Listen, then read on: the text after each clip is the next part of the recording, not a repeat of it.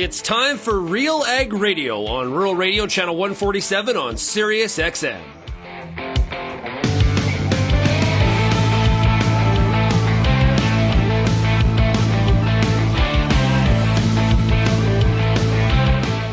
RealAg Radio and RealAgriculture.com is your home for insight and analysis of the issues that are impacting your farm business. Let's get real and get connected with RealAg Radio.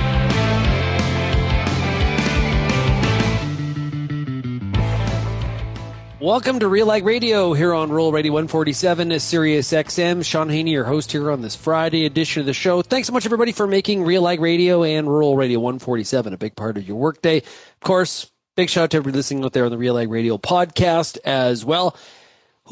It's Friday. We got a great show for you here today. We got the RealAg Issues panel. Meagan Murdoch of Hill and Knowlton. Kelvin Heppner, Lyndsey Smith of RealAgriculture. We got a lot of issues to break down, a lot to discuss. We got economic numbers, jobs numbers. We got Merit Foods. That facility's been sold to some familiar names. We're going to talk about what happened between this week, where we're trying to make sense of Musk versus Trump on social media. That big breakup.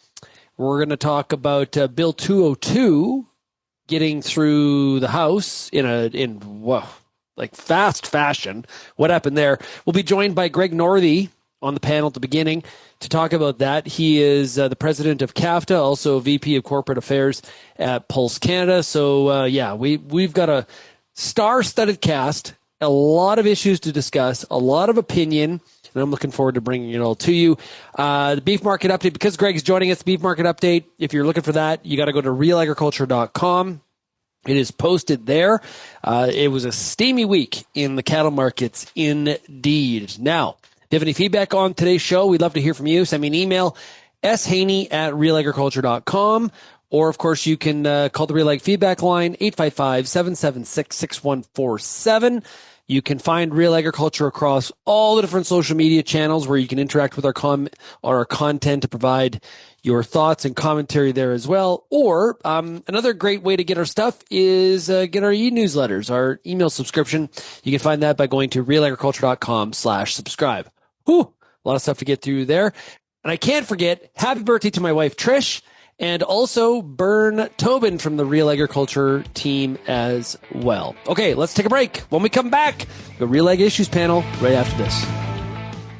Time for a product spotlight with ATP Nutrition, the founder and CEO of the company, Jared Chambers. We're going to talk about foliar application during herbicide timing. The reason why is there's 4 natural stresses that occur in a plant. The second one is during rapid vegetative growth. So what happens just before we want to eliminate the weeds? That's when we put on a herbicide. This is a great opportunity, a second opportunity of a starter fertilizer to actually get the right balance of nutrients to really help propel that plant to drive rooting, drive vegetation, and also to help ensure that plant's healthy enough so that it can metabolize the herbicide. The plant has to metabolize and break down that herbicide so it doesn't die. That requires energy. This is a massive project we've undertaken for the last decade. We work closely with all the major crop protection companies. They supply us their actives. We do compatibilities to be sure that they're compatible in the tank. We also work with a lot of crop protection companies to look at the efficacy in the field. So we're going to go to atpag.com. Hi, I'm Bernard Tobin, host of the Soybean School on RealAgriculture.com. Throughout the year on the Soybean School, we'll bring you timely agronomic video content from planting to harvest,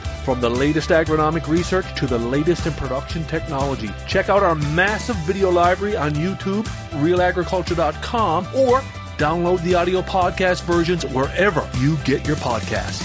The Soybean School is brought to you by Mazik Seeds and Lalamon Plant Care. Let's get to the RealAg Issues panel, but first I want to tell you about Soils for Our Future. It's a gathering of global to local perspectives. Join the industry July 20th through the 25th at the RBC Convention Center in Winnipeg. Bring your bug spray. It's going to be all about global perspectives and today's research to sustain our future. Register today at soilsforourfuture.ca. Let's bring in the panel. We've got up first Lyndsey Smith coming out of Ottawa, Ontario. Lyndsey, how are we doing? Well, just before we went live, I said that I was grouchy, but I don't think I'm grouchy anymore. This is going to be a lot of fun. We've got a great group. Smile to your face. It has. Yeah, we've got so many things to cover today. So yeah, we're doing well. It's smoky here though. Oh, really? Yes, it moved in. The smoke moved in maybe yesterday afternoon. We had earlier in the week like a stint of it. It kind of cleared out, and now we're back quite smoky. Like I think I can smell it, but maybe not. So it does sort of feel like I think it was 2 years ago. Our June was very, very smoky, and it's thick. So I'm hoping. I was looking at the forecast to see if there's any rain forecast for all these wildfires, and for some areas there is rain forecasted. So I'm hoping that they get the rain that's being called for, because it sure would help. Yeah, absolutely. Absolutely. Also joining us is Kelvin Heppner, coming out of Altona, Manitoba. Kelvin, how are we doing? Doing well here. We actually, I guess the wind has changed this week, the last couple of days, because the sky is blue here in southern Manitoba today, even though there are still some major fires happening in the middle and northern parts of the province, the eastern side of the province as well. So, yeah, and have some friends. Local firefighters have been sending up some of their crew to help fight the fires, and so it's certainly an ongoing situation. And I know a lot of our American listeners this week saw some of that smoke as well, moving south from north in Canada. And was it this week? There was a post from Minister MacDonald on X thanking Secretary Rollins for the USDA fire service, right? Yeah, USDA was sending some of their staff. There's a bunch of different states that have sent firefighting staff north of the border as well. And, of course, Canada has reciprocated on that in the past. Last year in those fires in California, there were Canadians helping down there. Yeah. Mm-hmm. So it brings out the best. Unfortunately, crisis and disasters like this bring out the best. Yeah, well, it shows the relationship the bones of it is very, very strong. Also joining us is Meagan Murdoch out of Toronto with Hill and Knowlton. And Meagan, I saw you were at a Blue Jays game the other day. I sure was. I won't tell you how that ended. It wasn't great. Were you there on Tuesday? I was, yeah. How many hot dogs did you have? Just enough. That was the best part of the game, I tell you. The beer was cold. The hot dogs were delicious and cheap. And the dome was open. So, yeah, it was still a good night. But, yeah, the score was pretty terrible. Aren't they they're like a dollar, a loonie on Tuesday. Looney Tuesdays. You know, it's interesting. Like in Toronto, we've got Looney Tuesday for hot dogs, the Schneider's big promo. When I was in Washington, D.C., went to the Nationals game, it was hot dog night. They were $5. An American. An American dollar. Is like that the conversion on the dollar? No, it was $5 US. It was like, which is a lot, like at least like $8 Canadian. Like at least we have loony dogs at home, and they're like loonies. Like the people that I was with were just like amazed that we could get hot dogs that cheap. I'm like, well, and that we have coins for dollars. Okay, anyway. Yeah, and we got rid of the penny a long time ago. We were ahead of the curve on the penny. It's hilarious, like because they're going to get one of the things that I think Trump signed an executive order to get rid of the penny, and like people stop producing the penny. Yeah, people are flipping out about how this is crazy, and it's just like the world's coming to an end like 20 years ago. What's interesting though, I think they were saying the penny cost them 2 or 3 cents to make, but it costs 9 cents to make a dime. So if they get rid of the penny, they will have to increase production on the nickel. It costs 9 cents to make a nickel. So it's actually worse. Increase production on the nickel. And so really there probably won't be that much cost savings. So then it becomes, I was listening to this association that protects common coins. Common sense, it's called. CENT. Of course. I see what they did there. Of course. It's a calculus problem. Great dad joke. Yeah. And they were saying, well, penny today and nickel tomorrow. Like, where does it end? Where does it end? Yeah. So, yeah. Okay. Very exciting information coming out of the U.S. You run in interesting circles, Meagan. Okay. Well, Lyndsey said there was a little bit of smoke around her parts there in Ottawa. It's because Parliament and the House of Commons was cooking this week. Bill 202. Wow. We talked about this last week with Michael Harvey from CAFTA and about his concerns about the implications if the House of Commons pursued this and it actually got to the Senate. Well, it's going to get to the Senate. And here to talk about this and a few other things we're going to throw at him, it is Greg Northey. He is president of CAFTA, also VP of Corporate Affairs with Pulse Canada, based out of Winnipeg. Right, Greg? Actually, I'm in Ottawa as well. Oh, my goodness gracious. Yeah. We're basically neighbors. Yeah. We're not really. Right there. Yeah, Sort of. Just with a lot of really bad Okay. traffic in between you. that's right. Terrible traffic. So, Greg, give us the update here on 202. Yeah, so this was a private member's bill previously called 282 that the Bloc introduced, and as one of their first acts in this new parliament, the Bloc reintroduced it with received a new number, 202. And yesterday, the House unanimously decided to just send it back to where it was previously. With private members' bills like this, that's one of the options, is to just say, you know what, unanimously we agree to just send it back to its previous position. So yeah, so that's where we are. It was a bit of a surprise, considering everything that's been said about this bill and the concerns around it. And it's a very rare thing as well to happen to a bill like this, to see this kind of unanimous consent.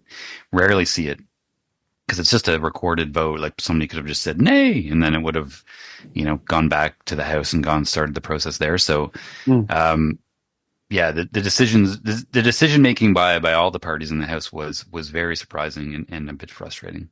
As CAFTA, somebody that's been pushed back hard against the language of this bill, do you feel unheard?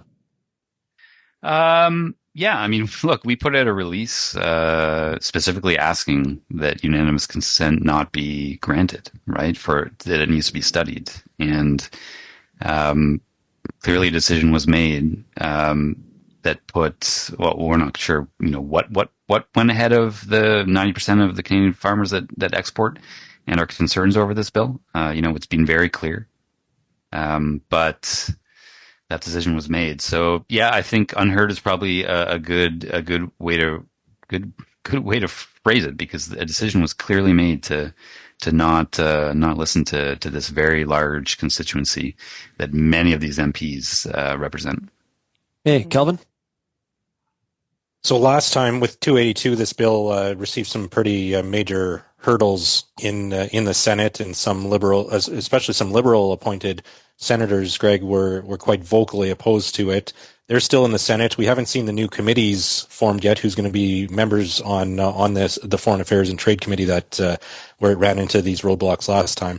Any indications from the Senate or senators as to what how they plan to vote on it, or what the next steps could be in the Senate with this new 202? Yeah. So I think they're probably also surprised. I think the understanding was that it would remain in the House and be studied, and so that it's immediately going to the Senate, I think, has come as probably, or we suspect, is a bit of a surprise. And you're right in that the anybody who's involved in trade, which many of the senators who were on that committee were involved, like have a deep history in trade negotiations and in understanding how these things work globally, were clearly did not see much value in this bill. It just does not make any sense for anybody with a bold trade agenda like Canada is saying that we're going to have. And so that was valuable. I mean, and CAFTA members were very clear at that Senate committee as well. And so we did see positive amendments made to it. And when Parliament was prorogued was basically when those amendments were looking to receive vote at the full Senate. So we're not sure what that makeup is. The Senate committees haven't been struck yet, and so our expectation was that they would remain relatively similar, but we don't know. We don't know how that's gonna go. We don't know who's going to be the sponsor of this bill from the government side, and how they're going to push it through the Senate as well. And so, it's like deja vu. We're back. I mean, we're back in this situation where, when we consider what's facing us as a country, to be back in the situation where all of a sudden now we have to be speaking about this, and spending quite a lot of time and energy to what we feel is protect our trade agenda, because of this unanimous consent. It is a bit frustrating. So more to come in the Senate, and how that shakes out. We're trying to figure it out now, but we're not sure. Okay, hey, we got to take a quick break, and then we'll get to Lyndsey and Meagan's questions. Greg, can you stick with us? Yeah, absolutely. Thanks. Okay, we'll be right back here on RealAg Radio, Rural Radio 147, Sirius XM, right after this very quick break. At Vatterstad, we aim to be the world's leading partner for outstanding emergents. We're doing that through innovative tillage, planting, and seeding equipment that's optimized for your field conditions and soil types. We also offer industry-leading capacities to help you get the job done in shorter windows of time. It's all designed to give your crop the best start possible so you can maximize yields. Vatterstad, we look forward to growing together. Peter Johnson at WheatPete, RealAgriculture.com, and what an opportunity! Oh my gosh! You think you can't grow better wheat? You are absolutely wrong. We're going to show you how to strive for those record wheat yields that they get in the UK and in New Zealand. You can grow 150 bushel wheat. I'll show you how. Catch WheatPete's Word every Wednesday on RealAgriculture.com or download the podcast on iTunes or Spotify. We have the financial tool you're looking for. A cash advance from Canadian Canola Growers Association is a financial tool for farmers that offers flexible, short-term financing. Borrow your first $250,000 interest-free and the rest below prime. Put your advance to work in whatever way makes sense for your operation. Apply on over 50 commodities. Call our experienced team or visit ccga.ca. Cash advances are made under the Government of Canada's Advance Payments Program. We're talking here about Bill 202 with the RealAg Issues panel. We got a whole lot more to talk about. Like, I want to get to Musk versus Trump. Woo, baby, was that a blow up yesterday? We'll get to that and a whole lot more. We have to talk about that. I feel like we have to. We've got Meagan Murdoch from Hill and Knowlton. Like I mentioned, Greg Northey, president of CAFTA, Kelvin Heppner, Real Agriculture, Lyndsey Smith of Real Agriculture. Of course, 202 is this bill that attempts to limit, through legislation, Canada's Canadian trade negotiators' ability to give more access to supply managed commodities or even increase that the tariff above the TRQ amounts, not to get too technical here. Lyndsey, over to you. Yes. Okay. So Greg, one of my questions, I think, on this is, and we allude to it many times, we've talked about it many times, but especially in this moment, because you mentioned that as well, with a new government, with this focus on trade, a bill like this, which, ahead of time sort of ties the hands of our negotiators, like, how detrimental do you feel this bill will be if it passes all the way through as we walk into, Shaun mentioned Trump, but walk into a renegotiation of USMCA coming up here? Yeah, look, every country has defensive interests, and I think everyone understands that. This bill is one of a kind globally. This idea that you would enshrine a protected sector within legislation like this, and so you can anticipate all kinds of outcomes from that. And it's not just with the agriculture sector; it's everything. We have significant concerns with a lot of different sectors in Canada, not EVs, but steel and aluminum, and autos. And so by doing this, by signaling that, we're making this choice, it ties the hands. And I think Michael got into it quite well last week. And so it's the precedent that it sets. It's the message we send, and that, we're in a very complicated geopolitical time. The U.S. is continuing to be making us realize we have to diversify our markets. And the government was elected on a bold trade agenda. This idea that we're going to diversify, that we're going to reshape our supply chains. And so this is like cognitive dissonance, right? To be then going back to this bill, which will fly in the face of that. And so.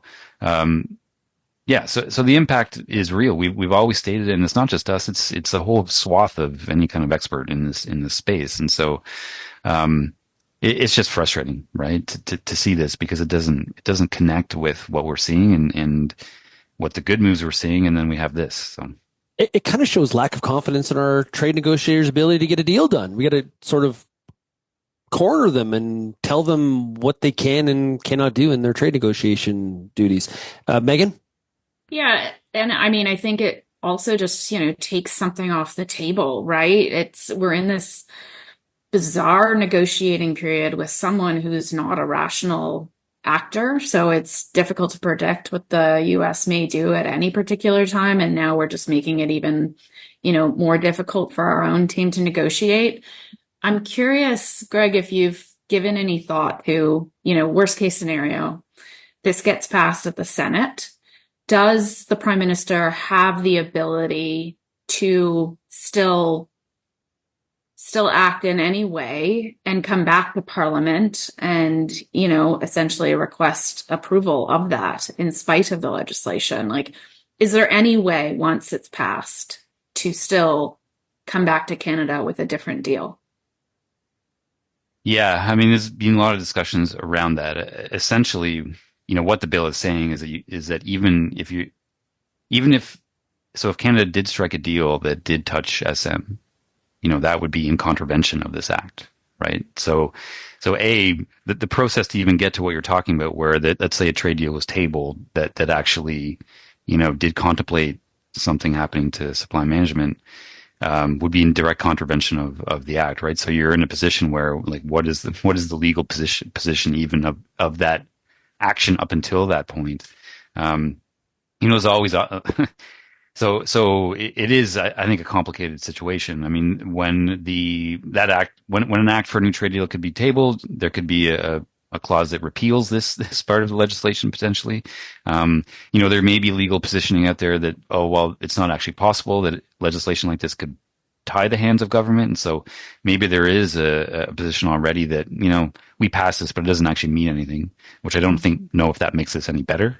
But that maybe it doesn't mean anything. So yeah, it creates all kinds of questions like you're raising it. Like, what will it mean, for our negotiators if we're put in a position where, to save swaths of our industries in Canada, we have to contemplate something around supply management. And so it's, for all kinds of reasons that have been well documented for several years, it's a really difficult situation. Well, and it sounds like, your point off the top is just that we need to study it more. We need more time to have proper, research and study done as to what the implications of the bill would be. Definitely. I mean, that's definitely has to happen. Or, I mean, the committee passed amendments which were what we felt fine, and so at the bare minimum, this needs to include those amendments, right? And whatever the pathway looks like for that. So, Interesting. And again, for everybody, you can be for supply management, but be against the bill. We had John Barlow on the show on Tuesday. Boy, I would like to have him back now, and we'll put him on the hot seat in terms of how the Conservatives voted on this. Listen, if there are, from the supply management industries, if people want to come on the show here and speak up about, why this bill needs to become legislation, we would love that as well. Kelvin, you got a transportation question? We got Greg here. Like, this guy thinks trains nonstop. I was going to ask a more geopolitical question. We've seen Prime Minister Carney on the phone with the Premier of China and also Modi from India over the last couple of days, both huge markets for our pulse crops that we've seen some issues with. I know India's issued another extension to their exemption for peas coming from Canada, but China still has their 100% tariffs on. Where are we at in terms of those trading relationships, Greg, and the path forward? And it sounds like Modi might be coming to Alberta for the G7 in 10 days. So is that a positive sign? Yeah, both very positive, and that's why it seems so strange to also be talking about this bill, because this is the kind of action we need to see, and we'll be holding the government accountable to do more of it to actually address these trade irritants, right? And so by both doing that and having this bill, it's a very frustrating situation for us. But no, those are really positive signs, right? We were in a very deep chill with both countries. And I think starting with the Minister of International Trade earlier this week, meeting his counterpart in Paris, to open the doors to starting to have this dialogue, and they're talking about how to continue that dialogue, which is, I think, what we need to see. We need to see just this dialogue begin to start, and then to get where we need to get on that. And so with China, very, very positive, and India as well. We got good news last week around peas still not facing a tariff for the next year, but we need to get that relationship even stronger. Like, can we start talking about a free trade agreement with them again, and just talking to them. We have no representation really in India right now, or we don't have a high commissioner. All the diplomats are still, effectively expelled from that country. And so there's some real things we can start to see. And this is exactly what we want to see. So incredibly positive, from government is what we're asking for. And now I think when you throw 202 in the mix, like our message to them is, well, look, like you're going to do that, but we need to see much, much more from you to move this forward. And like, what is that going to be, right? To move these relationships forward. It is amazing to me. We're prorogued for what, 5 months, 6 months? Mm-hmm. And this is what we lead with. Yes, it's a problem. Yeah. Yeah. And in a way, I mean, strategically, maybe it makes sense. You get this out of the House, then you can deal with all your other bills, et cetera, et cetera. But the fact is, it's the message that it sends, right? Where it's just we need to fully walk the talk as opposed to just walk with one foot, So, well, it also encouraging. There was news yesterday that Prime Minister Carney in China, they've agreed to kind of de-escalate. You're kind of alluding to this. The phrase used was regularize, if I can say that properly, channels of communication. Whatever that means. Yeah, it's good. More often. Yeah. It's something that we haven't had like for many, many years, right? So it is a major movement. It's a very positive thing. Yep. You find it interesting, Greg, that it's the same the same government that is somehow turning these relationships around, when really it was the same government 6, 8, 12 months ago that has caused a lot of these challenges in the first place. Well, I mean, I think the leader has something to do with that, but it's also the priorities, the fact that they've chosen some and they're going to try and do them, right? This was clearly the focus, and they were clear about it, and this is what has been positive around it, is that they were signaling that we have to meet the moment and the trade agenda, and how do we do this? How do we address these concerns? Because we weren't getting much traction for many months on our issue with China. 100% tariff on peas, and that's a major market for us. And so to see this now happen signals that they're making it a priority. So it's amazing what a government can do if they have very clear priorities, right? Only 7.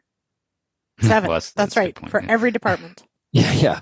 Hey, Greg, before we let you go here, on the transportation file, the former Minister of Transportation, Marc Garneau, passed this week. Your thoughts? Yeah. So we had, and I think Bill C-49 was his big piece, and he had a whole vision around that, which was which brought sort of his unique sensibilities to it. Very data driven. This idea that you can't manage what you can't measure, and we did have the opportunity to speak with him during that time and have a meeting with him, and it was very intimidating because he knows his stuff, and very very smart guy. And so that bill, it did a lot. Whether all of it was super positive or whether it had the impact that they expected it to have, at least they did something. And I think in a lot of situations we weren't seeing much happening, and for various files like that one actually moved it, and it at least gave us a new platform from which to try and address all of our problems moving forward. So it was he was quite the man and a real accomplished Canadian, and so it is a sad moment for us all. Greg, thanks a lot for joining us here today. Really, really appreciate it. Yeah, thanks for having me. I really appreciate it, guys. Hey, awesome stuff. That's Greg Northey. He is president of CAFTA and also VP of Corporate Affairs with Pulse Canada. We've got more here of the RealAg Issues panel. We got some topics to speed through, and we'll get the panel's opinion on all of it when we come back. You're listening to RealAg Radio, Rural Radio 147.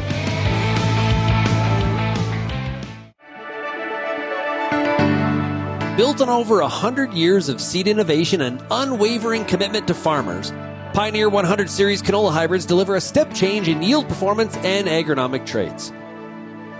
This isn't just better canola, it's different canola. Pioneer 100 Series. Contact your local Pioneer sales representative or visit pioneer.com/100 series to learn more today.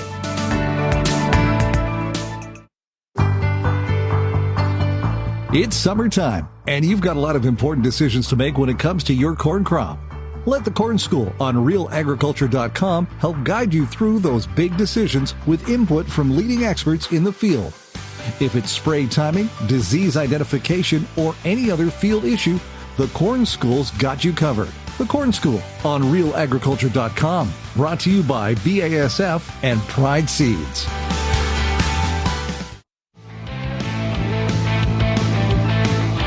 What a commercial break that was. Real Ag Issues panel, Kelvin Heppner, Lyndsey Smith of Real Agriculture, as well as Meagan Murdoch of Hill in Knowlton.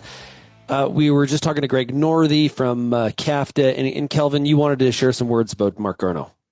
Well, I just have a couple thoughts. Greg kind of alluded to this. He referred to Bill C-49. That was the Transportation Modernization Act. And I actually think if you look back over the last decade of the Trudeau Liberal government, there's not a lot of competition when it comes to legislation that they introduced and passed that was aimed at improving the agriculture sector and improving farmers' bottom lines. I think Bill C-49 is actually head and shoulders above any other bill that the Liberals introduced. And so while he was never ag minister, I think he may have introduced the most significant legislation in terms of something that helped farmers' bottom lines. It wasn't perfect, like Greg said, but it was an honest attempt, I think, at shifting power from the railways to shippers in terms of level of service. Farm groups and grain industry certainly welcomed it. And I think looking back, also, Greg kind of alluded to this. I had the chance to interview Garneau during that time when he was transport minister. And there's a reason, sure, he was the first Canadian in space, but there's also a reason why he was in charge of ground communication to the astronauts in space for something like 17 space shuttle missions, other than the 3 that he was on. And he's the first non-American, I learned that this week, he was the first non-American to have that role at NASA, being in charge of the communication to the space shuttle. And it's because of his calm, straightforward, direct, thoughtful way of communicating. And I think that's something that years later, as transport minister, he still had that demeanor. And it's something that I think is rare among our politicians. And so certainly want to recognize former Minister Garneau and in his passing this week for having brought that to Canadian politics. Yeah, well put. Lyndsey, they're not asking you to do that job. They're not, because I am the opposite, yes. Which is I just get louder and faster and start dropping expletives. So also I'm terrified of space. So no threat. You think it's real? To me doing that role. Yes, I do believe that space is real, Shaun. Thank you for asking. However, there is no money on earth that I would accept to be shot into space. It terrifies me. My wife won't even go in an elevator. Never okay, mind. I'll go in elevators, but I can't watch space movies. For example, like Spaceballs. You never seen Spaceballs? Okay, Spaceballs is hardly. Come on now. Other than Spaceballs, let's say, anything, those ones where it's they're trapped in space, or the spaceship has problems. Oh my god, it's literally my worst nightmare. So Interstellar. Remember the movie Interstellar? Yeah. The beginning of it filmed in Iron Springs, Alberta. I could see my buddy's feed mill. I think you can sleep just soundly, Lyndsey, knowing that you won't ever have to be worried about being trapped in space. I will never have to worry about being trapped in space. Yeah. Especially if all the yes. funding gets cut. This is true. Why would that happen? Why, Kelvin? SpaceX not doing well? I was going to go to something else, but we can stop right here. The epic, as one person described it, is June 5th, 2025 is the day that love died. The bromance. Yeah. Blow up. That blow up is a understatement in what's going on between the White House and Elon Musk, or specifically President Trump and Elon Musk. It was interesting on AgriTalk this morning. We were talking about this, and Paul Neiffer, who is one of the other panelists, suggested I was wrong. I predicted it wrong. I thought this would happen the first 100 days, and it took 130. That's right. Yeah. What's your thoughts, Meagan? Well, a lot of people predicted it. There's commentators from last year at the earliest that I can think of that predicted this would happen. There's not enough spotlight for both of those egos. And so, it's not really that surprising that Elon has been pushed out. I mean, I think it's interesting. I don't think June 5th will be the only day, Shaun. I think this feud will continue. Who knows how long it will last? I think the president was out this morning sharing some more thoughts. It's just unfortunate because I think it's distracting. It's terribly distracting from what the the president should be focused on. Maybe it's helpful to Canada. Maybe he Oh, how so? maybe he is distracted and doesn't feel the need to impose new random tariffs instead. So maybe it could work in our benefit. And he's also, I mean, he's having, apparently, our prime minister and the president are having one-on-one phone calls on their own. Maybe that's a budding bromance. I'm positive about this. I think Carney's being quite savvy. I know, think so too. I don't know. Yeah. That maybe was a my shoulder to reaction cry to on. that story. Mm-hmm. Kelvin, It's the right approach. I think it's the right approach, but I'm not giving him too much credit yet. Isn't this what the Prime Minister should always do? Shouldn't the Prime Minister always have a phone call relationship with the President of the U.S.? The last one didn't. Did not. I guess you're right. It is an improvement over that, but that's a low bar again. Carney's setting expectations so high. Why are we still giving him such a low bar? And there's no framework for these discussions. They're trying to get a deal done. CBC is reporting that Carney's trying to get a deal done with Trump before the G7 meeting, which is 10 days away or 9 days away. What kind of deal is this going to be? And this isn't going to be any NAFTA or CUSMA USMCA replacement. Doesn't have to be. No, it's going to be a deal with no legal bearing and doesn't matter. On a napkin. It's like all of these Trump deals with the UK and with others. They only mean as much as, or they hardly mean anything because they can be changed on his whim, whatever he puts on Truth Social the next day kind of thing. So that's why I'm not sure that we should be giving. Maybe your expectations too high. Just in line with everything else Carney's trying to do here. Big promises, and same. We could talk about the context of the Premier's meeting with Carney in Saskatoon this week too. You know what? Now you've got to where I want to be. High. Oh, okay. This is where we want to be, Kelvin. Okay, well, hold on here. He did not deliver. No, he keeps expectations so high. Let's listen to what Danielle Smith had to say. This is a different Danielle Smith than we heard prior to the meeting. Here she is.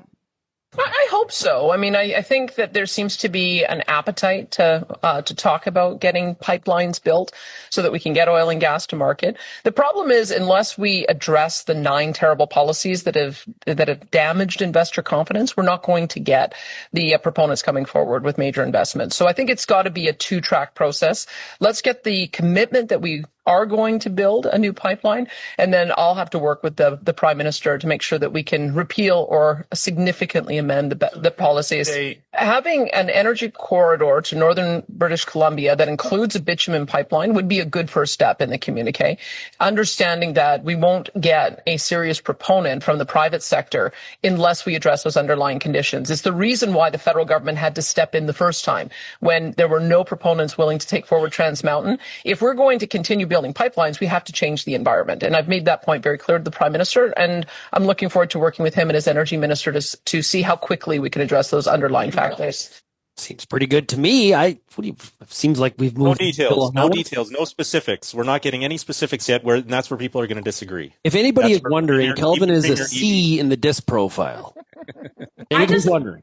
I find it fascinating that Kelvin and I argued on this very show about 2 months ago about how amazing the interim agriculture minister was for sending a few emails. And now he's being so hard on the new prime minister for actually trying to have a reasonable negotiation with a very volatile president. I think it is wise not to be doing this through the media. I'm actually shocked he's been able to keep it. Why is it? It is in the media this week, though. Why did they let it?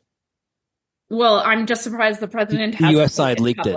I think it came from the U.S. side, if I remember the story from the Globe correctly, if I have that correct. To bring it back to our provinces, though, I mean, Kelvin is right. Nothing actually solid came out of that meeting. There's a caveat, though, Kelvin, in that.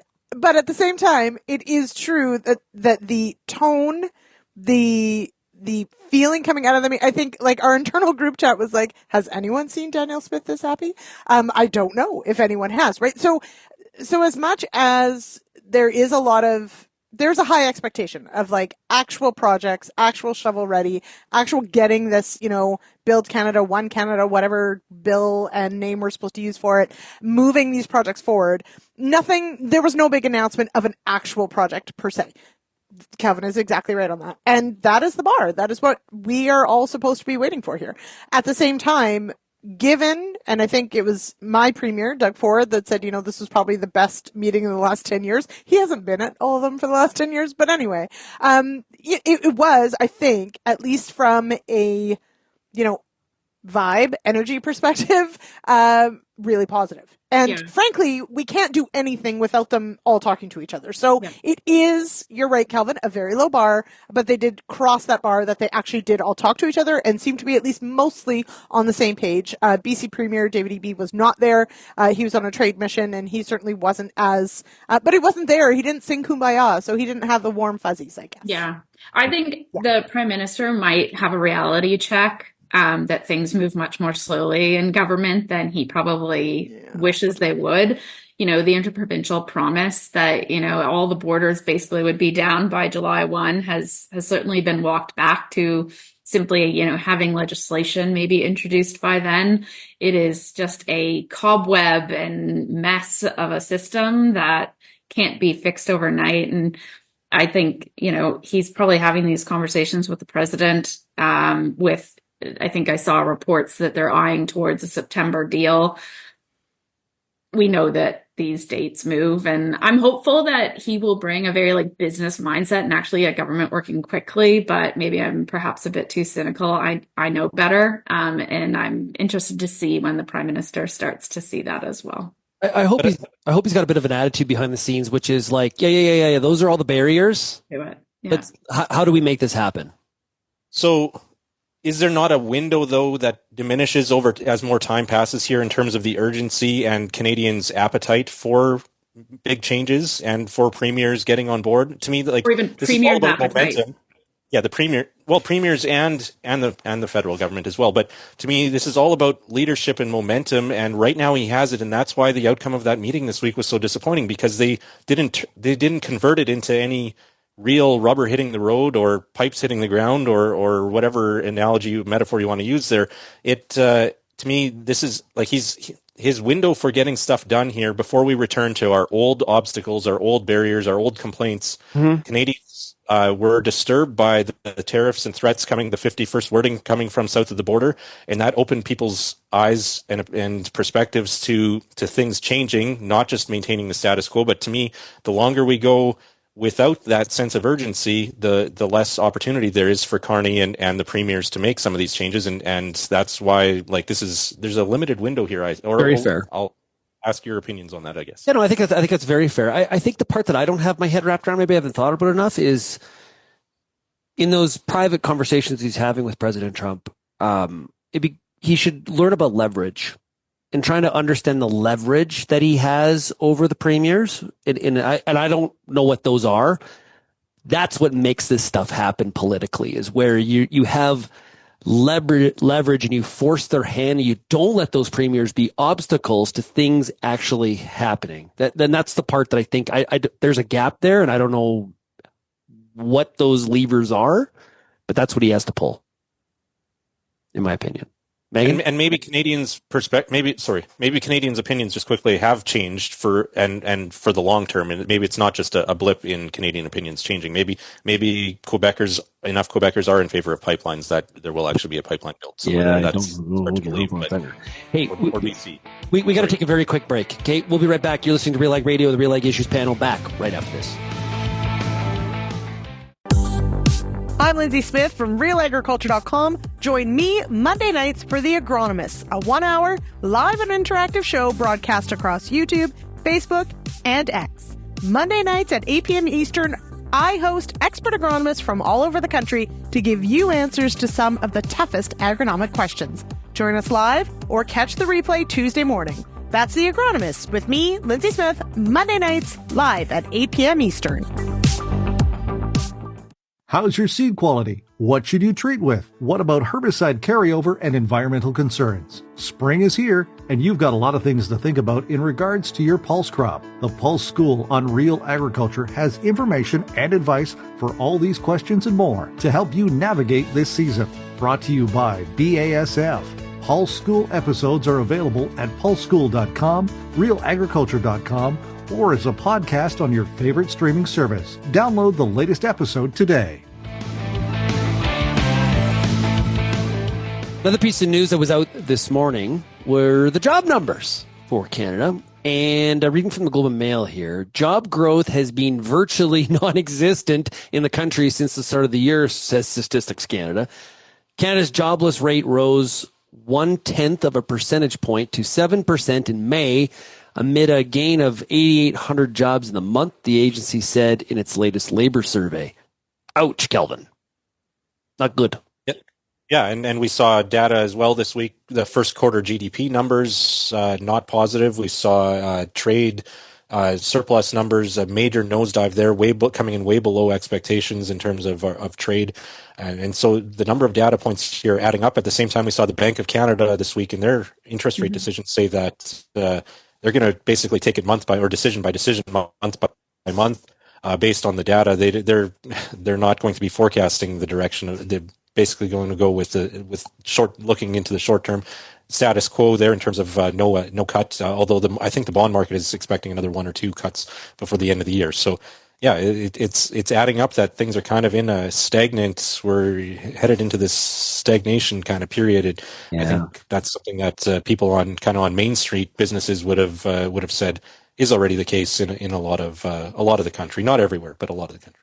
Yeah, and there's a lot of questions of what the Federal Reserve is going to do in the U.S. Seems like a lot of people are thinking like a September cut. I did hear Morgan Stanley this week, though, say no cuts in the U.S. for the rest of the year, and they're expecting 7 cuts in 2026. U.S. job growth was out this morning as well. Slowed slightly last month. The sign employers remained cautious about hiring and uncertainty over tariffs and the nation's economic outlook. What does it say here? Unemployment remains steady at 4.2%. Canada's at 7%, and President Trump was out saying the Fed needs to cut by a full point. Well, that would be jarring. Meagan, you live in the financial world over there at Hill and Knowlton. What do you give us the inside goods over here? What are you hearing from some of those financial types there on Bay Street?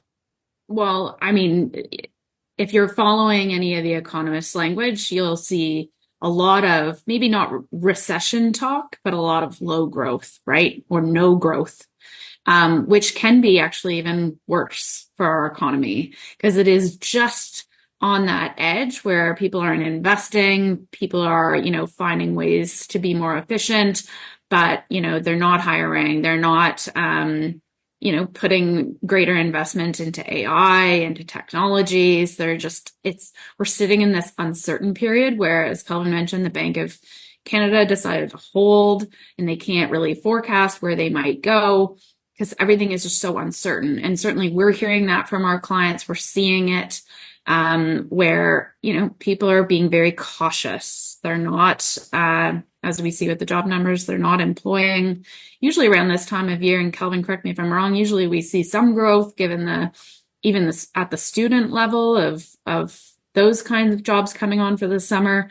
And the fact that we're seeing unemployment numbers tick up, I think says a lot about our economy. But yeah. What it says at a foundational level is hard to know because I think it's just a lot of uncertainty keeping everyone's kind of foot on the brake for the moment. Actually, a lot of the part-time jobs were actually what drove it down. There was 58,000 new full-time jobs. It was part-time jobs that drug the number down. And a lot of those were election. There was something like 32,000 job changes or less jobs from April to May because of the election that took place in April. But a lot of these job losses also are in manufacturing and in trade-exposed industries, which you can read between the lines. That means the auto sector in Southern Ontario in a lot of cases. Well, and land prices, we talked about that here on the show, and they remain relatively strong, and people are bullish on them in Canada and the U.S. If you look at Purdue's updated some of their barometer numbers this week, 4-year high, I should say, for U.S. farmer optimism, according to that barometer. But Lyndsey, a lot of concerns about real estate.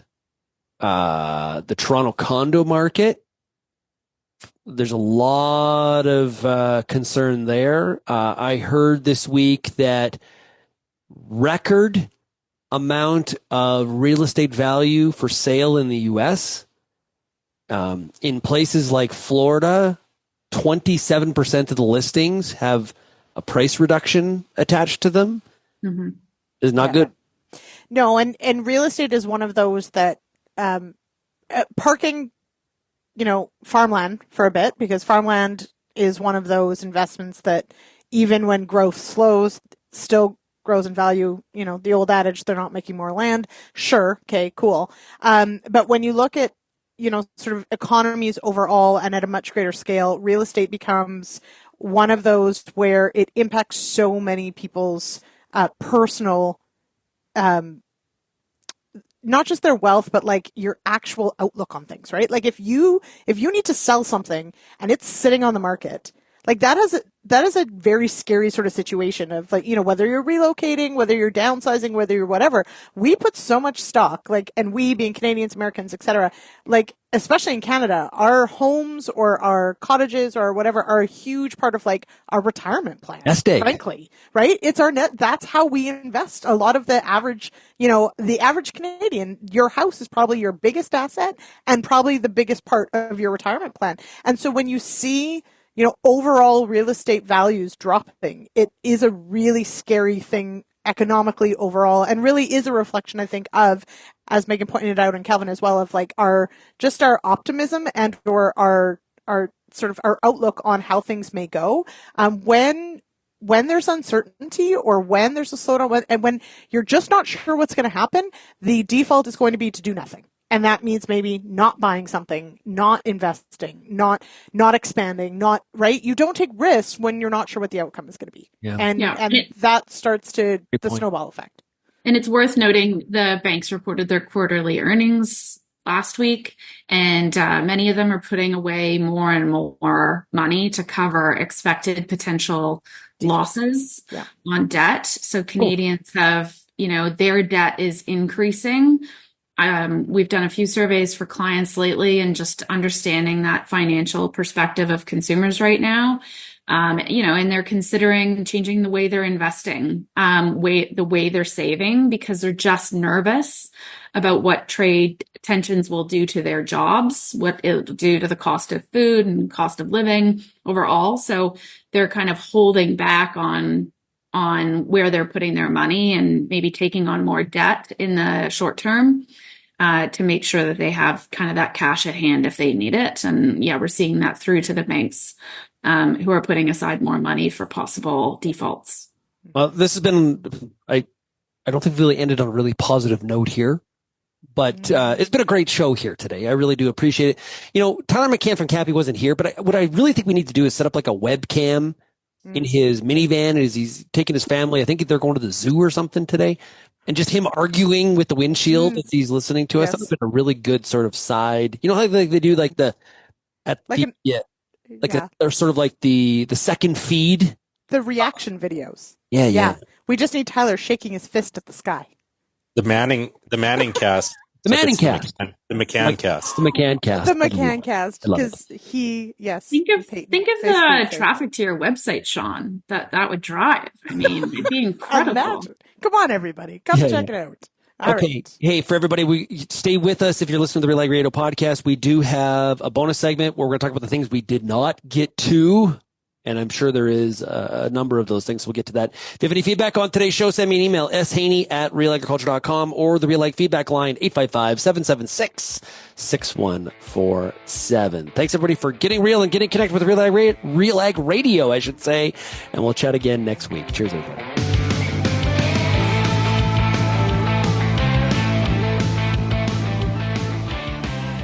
And welcome to the bonus. Here we are. Okay, Lyndsey, here's your opportunity. Hi. What did we not get to? Shaun, we didn't mention sports once. There was no sports ball. There was no sportsing. There wasn't even a sports analogy in the entire show. Wasn't that space movie mentioned? Is that a sports one? that was in the commercial break. Yeah. Maybe not. Anyway. Hard to keep track. Yeah, it's hard to keep track. So yes, what we didn't talk about, because everyone will remember last week, I was subjected to wearing a Leafs jersey, and I'm still recovering. But the Oilers are up 1 and play tonight against the Panthers in Edmonton. And I will say, I did get to watch some of the game. Great. Really loving the media coverage of the Panthers fans in Edmonton and all the stories and interviews they do. Quite adorable. Anyway, so that's what we didn't get to. And that's my mention. Have you heard the wild stat that only 8 teams in history who have lost the first 2 games have gone on to win the cup? Oh, I didn't hear that. So we'll see. So we'll Meagan, see. you're being presumptuous that they're going to lose tonight, but we'll see how Florida does. Anyway, that's Florida. That's how you say it, Shaun. Yeah. What else did we not get to? There's a conflict tonight because this is going to sound very weird to you. Always. It always does. I'm not sure I'm going to watch the hockey game tonight. What? Yep. Because of your Flames fandom, or because you're busy? Busy with something else on TV. Well, I have to take my wife out for her birthday. Yes, I was going to say happy birthday, Trish, and happy birthday, Bern. Yep, and Bern Tobin. That's right. They share a birthday. It is also D-Day. Yes. Right? So we should say that. Going on. And shout out to that heroic day and the bravery and Canadian veterans for sure. But you're to laugh at this, Lyndsey. I probably am. I think we're going to watch the finals for women's softball tonight. Texas versus Texas Tech. It's the deciding game. You know what? I don't think that's funny. I think that's quite amazing. Oh, I did not know that you would watch this. Love it. I watched it last night. And it's super good. Texas Tech won and tied. It's best of 3. Okay. Women's softball is elite awesome. I'm not kidding. I think it's better than watching the Jays these days. I'll be honest. Jays have been doing better. They won yesterday. Okay, cool. But I would probably still rather watch. It is just amazing. I don't understand with how good it is in attendance. Like there's a lot of people at that game last night in Oklahoma City. Why there's not a more like a pro league? Like it is just, you know, that and the equivalency is like a 72 mile an hour fastball in women's softball is like 98 to 100 or 95, something like that in men's baseball. Like it is elite. Yeah. We've got the rest of my household is involved either as players or coaches in softball right now, and we're in the middle of it. And we've been watching a lot of the college stuff too. But Shaun, didn't MLB or somebody with Major League Baseball just invest in the Athletes Unlimited softball league? I'm pretty sure women's softball just got a major investment in the last couple of weeks. That's going to give it more profile. Yeah. Well, the pitcher for Texas Tech, she was at Stanford, and they convinced her to transfer. There was like $1 million. She gets $1 million US as the pitcher. She's pitched every inning for Tech during the Women's World Series. She is can't remember her last name. Najee is her first name. Najee Candy. That's what it is. Okay. Okay, but also we're supposed to be talking about things we didn't talk about. Oh yeah, what didn't we get to? Now we're all the way down the rabbit hole of softball. Okay. I'm impressed that you didn't question. No, I think I actually. Wow. As a Southern Manitoba person, softball is near and dear to my heart, and Kelvin can attest to how incredibly important it is in Southern Manitoba. It's a big deal. Those girls need more attention. I'm glad to see those games are on TSN too. By the way, TSN should be showing more of college baseball and softball. Anyway, Lyndsey, give them a call. Well, no, I was going to say, Kelvin, what did we miss? I'm just passing it. I'm going down the. You're passing the torch. I'm passing the torch to Kelvin. What did we miss? What did we? There's a lot. There's a lot of different things. We did cover a fair bit of ground here. I guess one would be the Merit plant in Winnipeg that we received confirmation this week that it has changed hands and that chapter is done. Merit went into receivership back in 2023. This is a plant protein facility that received major funding from the federal government, either in loans or programming direct funding.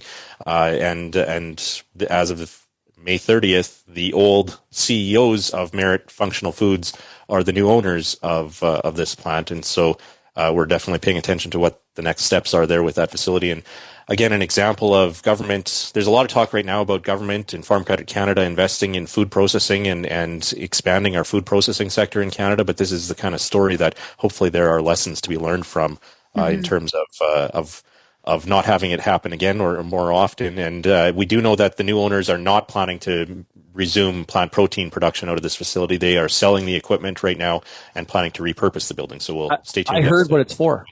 Oh yeah? What's it for? Indoor pickleball court. Oh God. I was going to say the GATE project that also received, that's another announcement this week. Warburton's announced the first private company to put money into the Cereals Canada GATE project. And There's an interview with Joanne Booth and Adam Dick up on RealAg and in the podcast feed if people want to listen to it for more. And it's also on RealAg on the weekend. Oh, awesome. Check it out. Okay. And I was kidding about the indoor pickleball court for y'all that are going to email me and be like, where did you hear that from? I didn't Or hear show that. up with their paddles. Yeah, and be like, excuse me. I was told there was pickleball. If there was Manitoba's a perfect spot for an indoor pickleball court. Well, yeah, because it's too cold for like 60. 10 months of summer or winter. So, yeah. Meagan? Okay. I'm curious, Kelvin, if you have a sense of what was it that kind of sunk this project. There was so much energy, so much excitement over proteins in the last, probably 8-10 years ish. Our processing sector is what it is because there are so many supply chain challenges, and I'm curious if that was part of the mix here. Why they couldn't make a go of it. I read your story online. It looks like one of the original partners has jumped into another project south of the border. So there's certainly work to do, but for some reason it's just not here in Canada.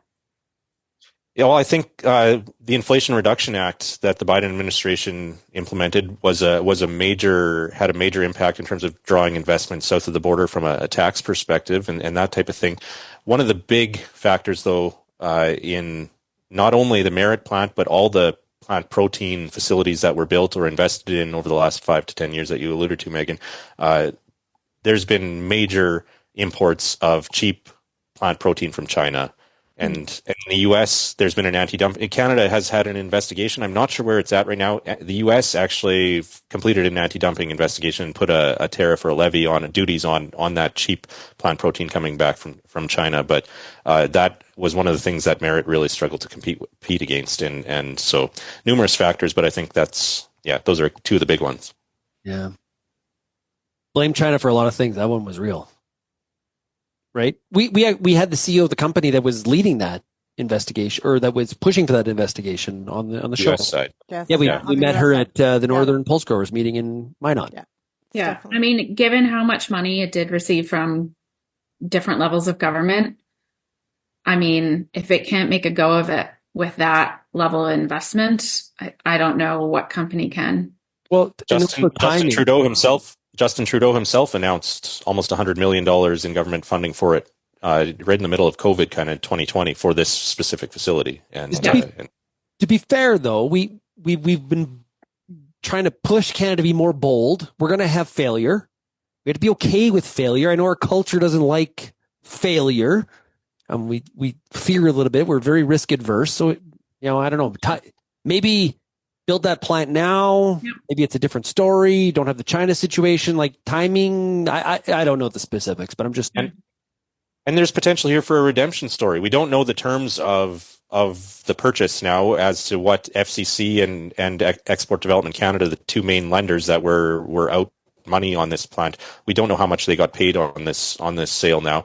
That hasn't been made public yet. The court has sealed those documents, but there is potential here. Ryan Bracken, one of the old CEOs who's now one of the two owners of the former Merit plant, told me that they are hoping to have the same economic impact that the Merit Functional Foods plant had with their new business that they're planning to run out of there. So there is still, I guess, a chance of redemption there. But we'll see. And like you said, Shaun, I think the main thing is that hopefully there's lessons learned along the way here in terms of failure will always be a part of these types of programming, but we can hopefully prevent. Well, of course, it's major taxpayer dollars that have been involved in this, and we're hoping that they weren't lost. I mean, a lot of pickleball games will need to be played to make that back. So let's hope that they're going to start a very profitable processing company of some sort inside those. Yeah. So just think, like use it for courts, and then the outside it's like all like bars and spaces to hang out with your buddies. Use a business plan, Shaun. Yeah, put it together. Well, hey, there's a whole thing in the U.S. where people are taking these old big box stores that have closed up, like the old Sears and Kmart's and stuff like that. And Hudson's Bay, maybe. I was going to say, call Canadian Tire and tell them Hudson's Bay. You've got an idea for the Hudson's Bay stuff. So there you go. Okay, but it is like to Kelvin's point of the redemption story, et cetera. I mean, sometimes businesses like this or whatever, like it's the second or the third iteration that's the successful one, right? Like a golf course. Like a golf course, right? Like the person who founds it isn't the one who makes the money. It's the third owner or whatever the case may be. So, so I think, we have to sort of wait and see where it goes. And Shaun, you're right, timing plays a huge role sometimes in these projects too. So we'll see. Meagan, what did we not get to? I think there were like 14 things on our list that we didn't get to, but always with this narrative. I feel like that was a pretty good rundown of what's been happening in the world this past week. We got to everything is what you're saying. Well, it was a good amount. And we did even sneak Jay's in at the very beginning, Lyndsey. So that's true. Got a good amount. Okay, there was a teeny bit. Yeah, that's true. We did talk about hot dogs. What are you talking about, Lyndsey? That's right. Yeah, because hot dogs are totally sportsing. She was at the Jays game. That worked. Okay. That worked. It's fine. Kelvin, to wrap up here, I'll just ask you, because you're very negative on what's happened in Canada here with Carney and Lynn. What needs to happen for you to feel good, like where you feel positive about the Carney-Trump relationship? But what are you looking for? I'm not sure I feel negative about it right now. I think Carney is doing the right thing. I'm worried about the G7, dude. I don't know. I think the best case at the G7 is that we see more of what we saw in the Oval Office when Carney went down to DC a couple of weeks ago, where Trump continues to have that admiration for Carney and the circles that he floats in, that kind of thing. And I think I'm not sure that. Again, I'm not sure that getting a deal in the next 2 weeks before the G7 is in Canada's interest. I think a lot of countries are realizing that slow walking negotiations with the U.S. right now is the best and maybe the tariffs this week on steel and aluminum increasing from 25 to 50%. Maybe that puts more pressure on getting something done, and not slow walking. But I'm not sure. As soon as we get to specifics, that's when it's going to get ugly, because people are going to disagree on. And so again, that's the same thing with whether we're talking about Carney's relationship with the premiers or with President Trump. Well, I was pretty negative on different U.S. media outlets about the UK deal, what that actually is, or what it contains or doesn't contain. But I sort of wonder if Starmer doesn't have it sort of figured out. Like, call it whatever you want to. A deal, a thing, stuff that we talked, we're going to, it's the meeting about the meeting that's about the meeting, but heats off UK. I just kind of wonder if that's not the pattern we're going to see more of. Like, we have a deal, and then you just sort of let them run with it. Yeah, it's all real short term, though. It's just buying you maybe a couple of weeks out of Trump's Truth Social feed kind of thing. Yeah, but it's bought the UK about a month for sure. It has, to our detriment. You need another country to take the fall in the meantime. So you have to have somebody else to hey, look over here, and have him focus on that. So we also need that. We'll have to watch how Carney then mitigates or balances and manages building a new relationship with China versus managing, the space of the South, because it's like he's a middle child, right, between two feuding siblings, and trying to navigate that will be incredibly difficult. And his first priority has to be Canada, and how he balances that will be interesting to see. Yeah, good point. Okay, that's you know what, that's a wrap. Can I just, before we go, we do get great comments from listeners about this bonus segment, and I want to send out a thank you to everyone who takes the time to send a text or a DM or a message on YouTube or whatever, because we have a lot of fun in the bonus segment, and it's nice that people actually listen. So thanks for listening, and thanks for letting us know. Yeah, well put. I have a lot of tends to do it. Like, sometimes during the week I do it, and sometimes I don't, and that's okay. Yelling into the void. Screaming into the void. Yeah. The story of my life. Yeah. So it's nice to know people listen to our screen. Absolutely. No, appreciate all the podcast downloads that we get. Tell your friends, your neighbors, your enemies, anybody that'll listen. Tell them about the RealAg Radio podcast. Really appreciate it. Okay, everybody, have yourself a great weekend. Kelvin, Lyndsey, Meagan, thanks so much. Thanks for having me. Thank you.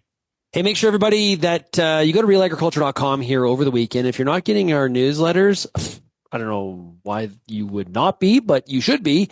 realagriculture.com/subscribe. Really appreciate it. Also, big thanks to Greg Northey for joining us here today on the show as well. Everybody have a great weekend. Thanks for getting real and getting connected with RealAg Radio. Cheers, everybody.